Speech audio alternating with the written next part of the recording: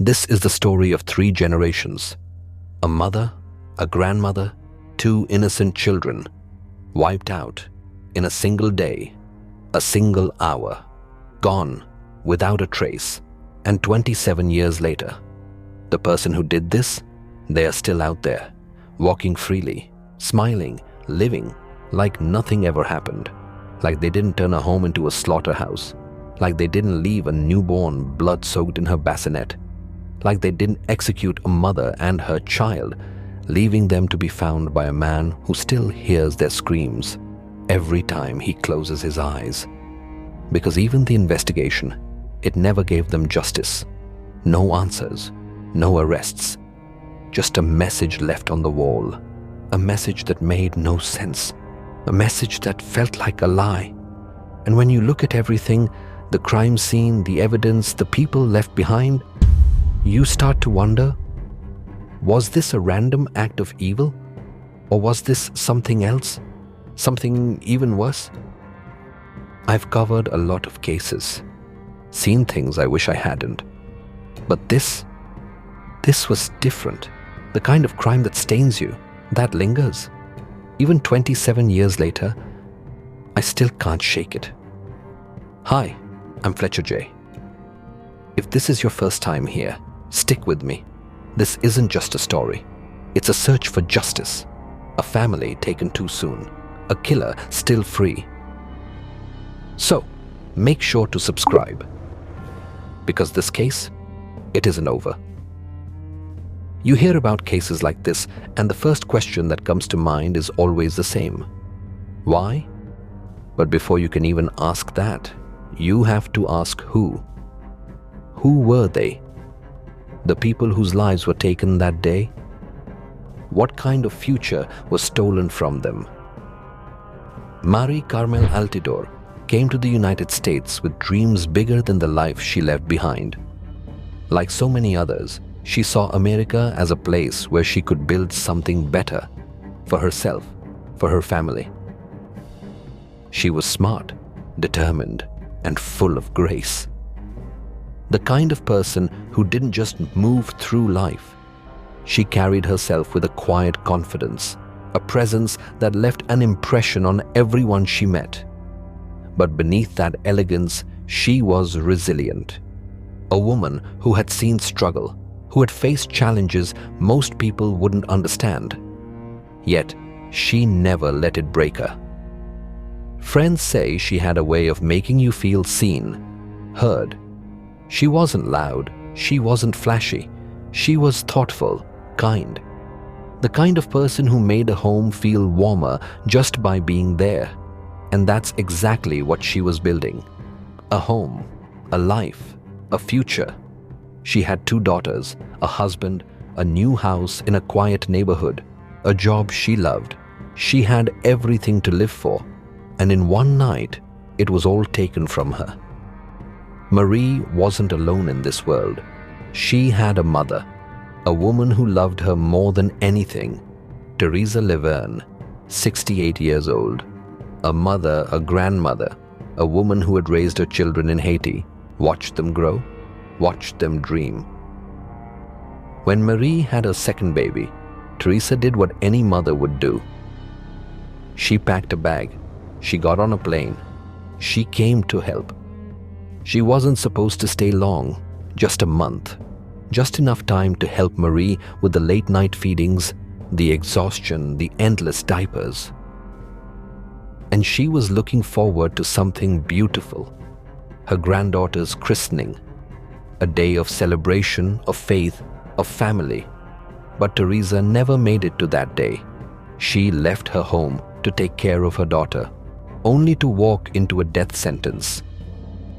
Then there were the girls. Samantha, 2 years old. She was just starting to understand the world. The curiosity, the laughter, the boundless energy of a toddler who thinks every day is a new adventure. She had chubby little hands, bright eyes, a favorite stuffed animal she probably never let go of. And Sabrina, 6 weeks old. She never got the chance to know the world at all. 6 weeks.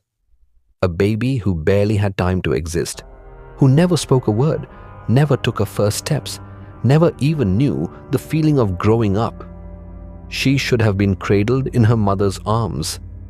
Instead, she was found in her bassinet, lifeless, blood-soaked. Who does that? What kind of person walks into a home and does this? I've tried to forget the crime scene photos, but the bassinet, the blood. There are crime scenes you can walk into and understand. A burglary gone wrong, a fight that escalated, a robbery that turned fatal. But this wasn't that. This was something else, something brutal, something personal. The first thing the officers saw when they stepped inside was the bassinet. It was positioned near the TV, still playing. The picture flickered across the screen, casting shadows on the walls, but there was no sound, just an eerie, suffocating silence. Inside the bassinet, Sabrina Altidor lay motionless, 6 weeks old, a newborn, beaten to death. There were no words for it, no reason, no logic, just pure, unfiltered brutality. The officers stood frozen for a second, but the moment didn't last. Because just beyond the bassinet, more bodies, more horror. Teresa never even had a chance to fight back.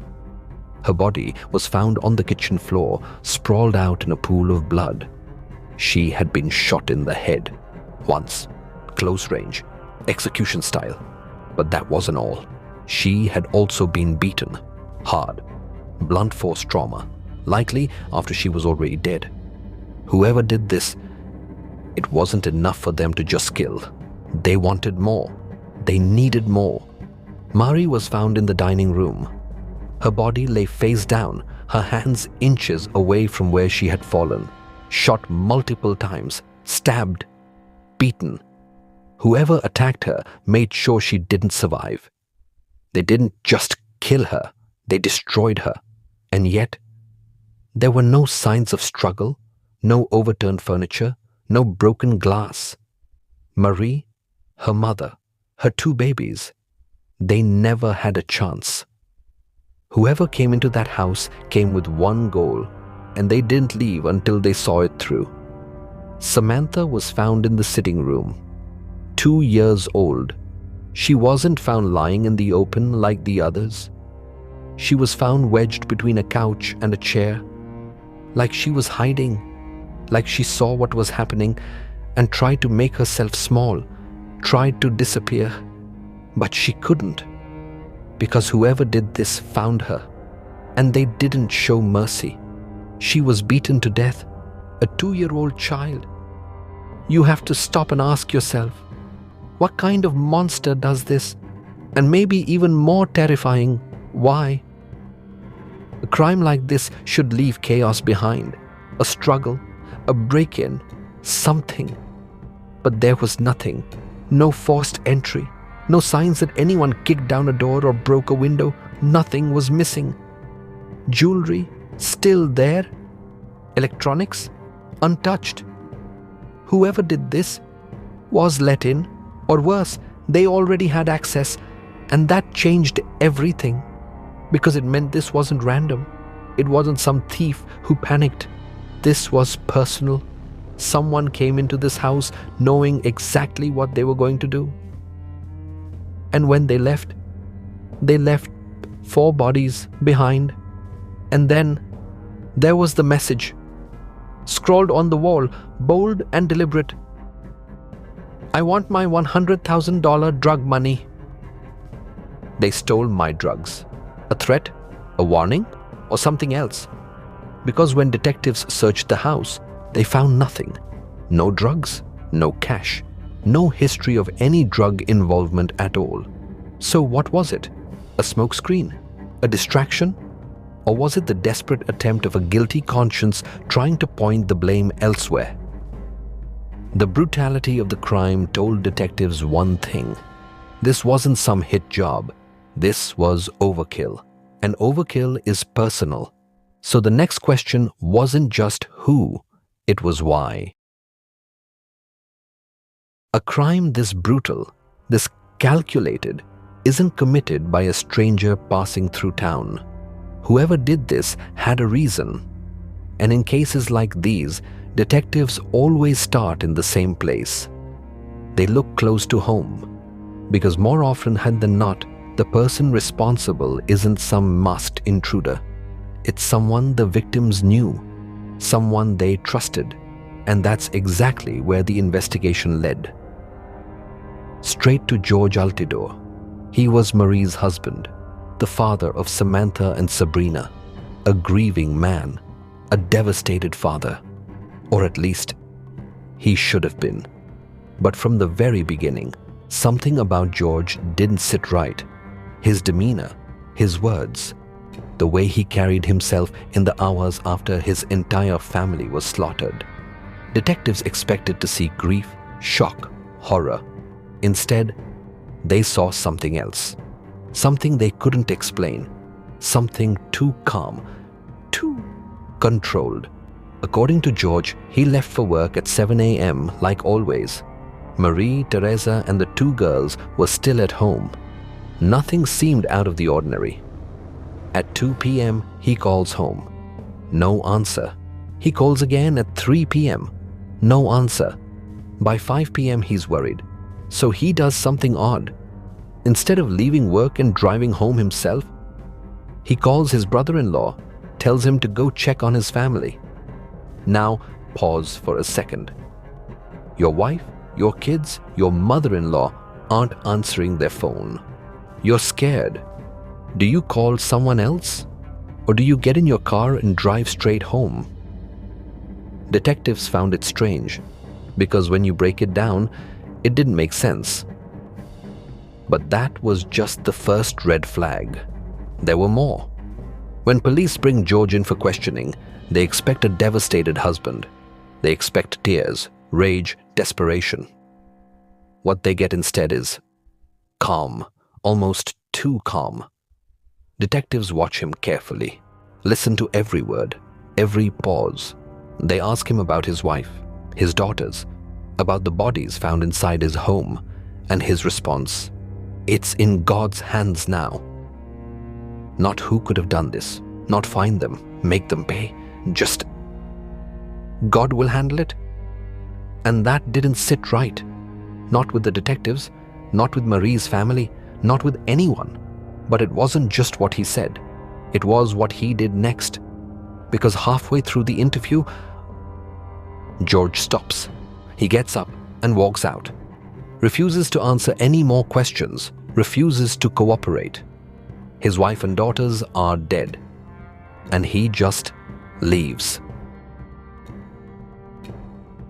Eventually, detectives convince George to take a polygraph, a lie detector test. And what they find? Deception. The results were inconclusive, but they weren't clean. Something about his answers didn't add up. Now, polygraphs aren't solid evidence. You can't take someone to court over a failed test. But in investigations like this, they tell a story, and the story George's results told wasn't a good one. After that, George makes one thing clear. He's done talking. No more interviews, no more answers. He shuts down. And detectives are left with nothing but questions. Why won't he talk? Why was he so calm? Why call his brother-in-law instead of driving home himself? Why didn't the murders look like a break-in? Why would a random intruder kill an entire family, but leave the most obvious suspect alive? And if George had nothing to do with it, why did it feel like he already knew what he would find? When a case goes cold, it's not because there aren't theories, it's because there aren't answers. And this case, it has theories, plenty of them. But the biggest one, the one that's followed this case for 27 years, always comes back to George Altidor. Because from the moment detectives looked at him, the question that hung in the air wasn't just, did he do it? It was why. What could push a man to slaughter his own family? The night before Marie and the girls were murdered, George wasn't home. He was at the house of a woman, someone he and Marie both knew. Now, George had a reason. He told detectives he was there to fix an air conditioning unit. And maybe that's true, or maybe it wasn't, because the rumors started fast. That this woman, she wasn't just a friend. She was someone George was involved with, an affair, a betrayal, and suddenly things started to look different. Was Marie onto him? Did she find out that night? Did a fight break out? And if so, did it escalate into something unthinkable? Or was there another possibility? Was he already planning something long before that night ever began? Because when police searched the house, they found something else, something that didn't fit. The house was a slaughterhouse. Blood, bodies, a crime so violent it shook even the most experienced detectives. But then there was one room, one space in the house that didn't match the chaos. George's office. It was locked, and when detectives got inside, everything was in its place. Neat, untouched, perfectly preserved. How does that happen? How does a killer come in, murder 4 people in a brutal, frenzied attack, but never set foot in that room? Unless they knew it was there. Unless they knew it belonged to someone who wasn't supposed to die that day. Grief doesn't follow a rule book. There's no timeline for how someone is supposed to mourn. But George's timeline? It didn't sit right with a lot of people. A few years after the murders, he remarried. That in itself wasn't suspicious. But who he married? That's where the question started. Because George didn't marry some random woman. He married the very same woman whose house he was at the night before the murders. The woman people suspected he was having an affair with. The woman Marie may have confronted him about.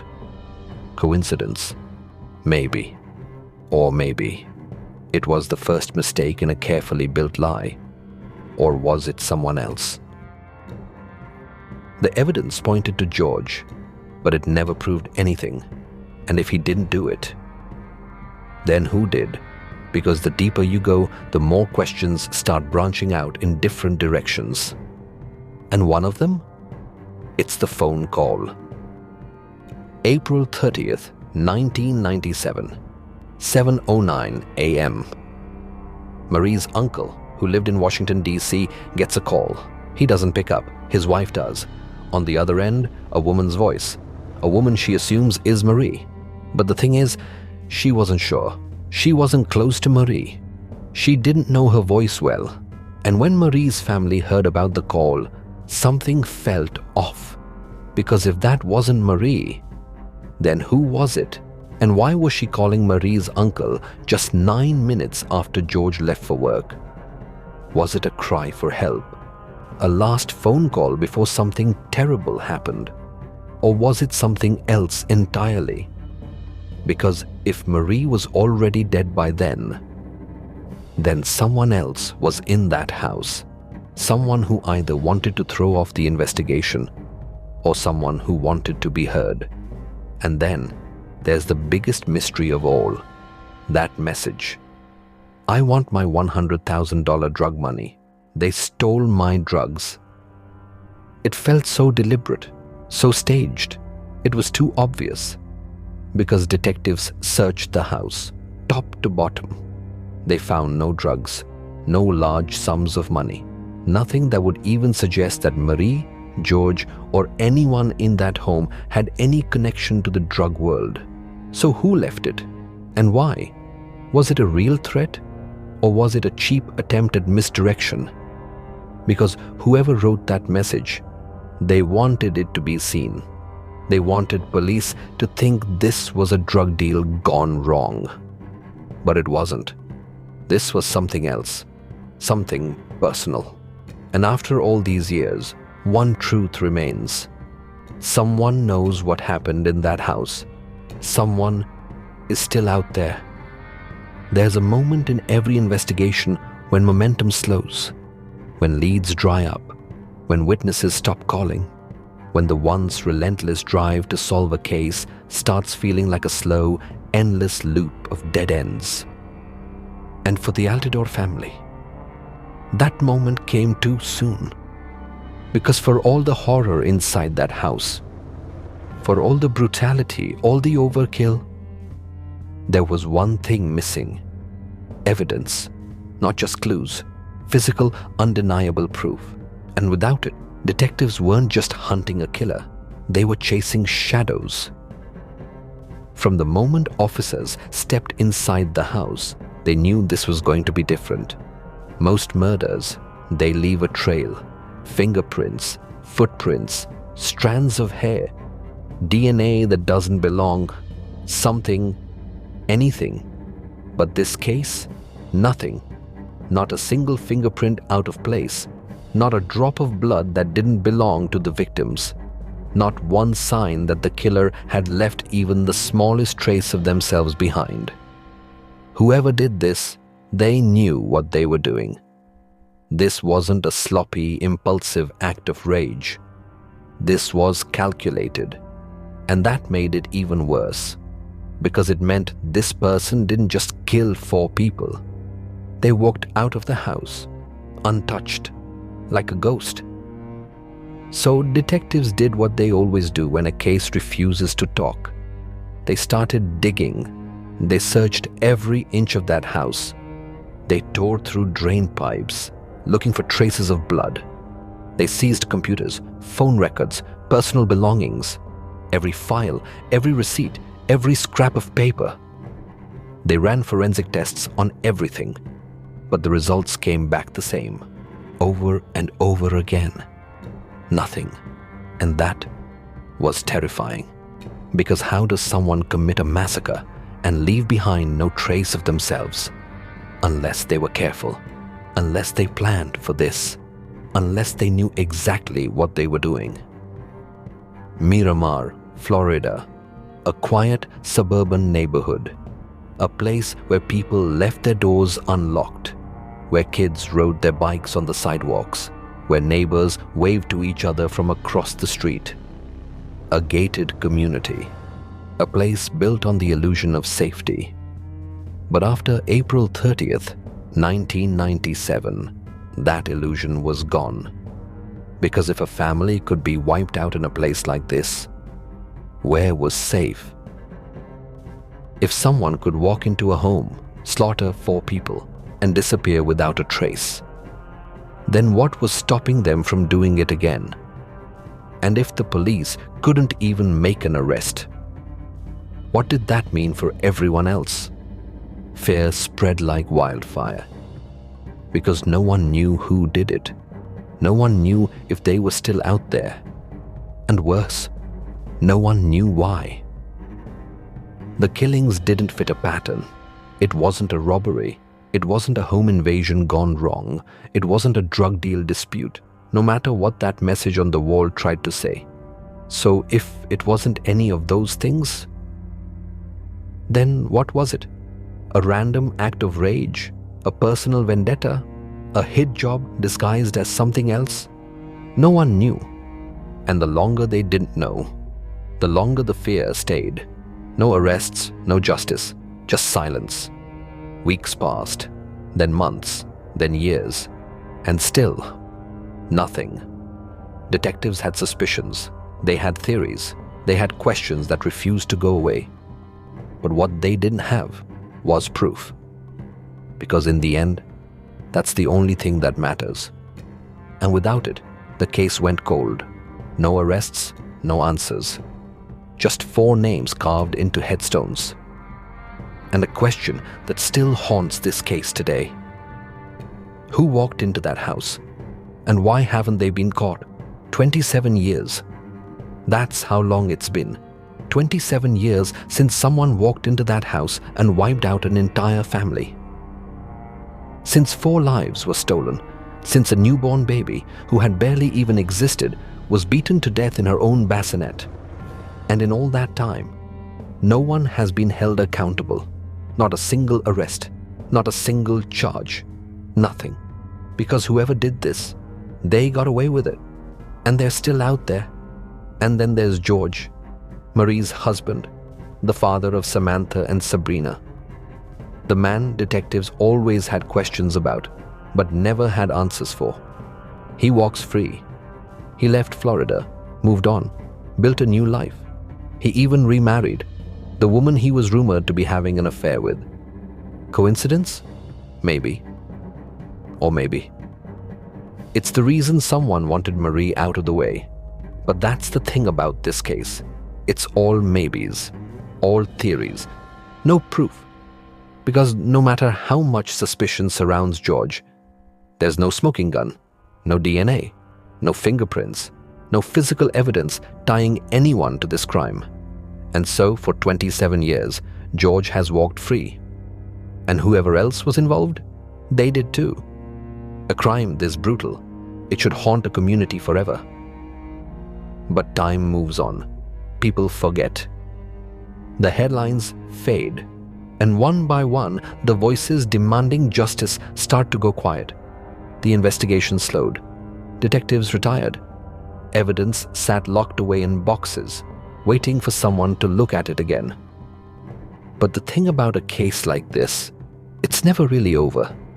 Because the truth, it doesn't stay buried forever. Someone knows exactly what happened in that house, and someone out there, right now, knows who did it. So here's where we are. A husband who never gave the answers detectives were looking for. A crime scene so brutal, so excessive, it could only mean one thing. This was personal. A case that, despite its horror, still remains unsolved. And a killer who is still free, right now. They could be watching this. They could be listening. They could be someone you know. And maybe, after all these years, someone, somewhere, has been holding on to a secret. Maybe it's a friend. Maybe it's a family member. Maybe it's you. It's time to talk. Marie, Teresa, Samantha, Sabrina, a mother, a grandmother, 2 innocent children. Their lives were stolen, their voices silenced. But someone out there knows the truth. If you know something, speak up. Because no matter how much time has passed, justice is still waiting. Don't let this case be forgotten. And if you want to see more stories that deserve answers, subscribe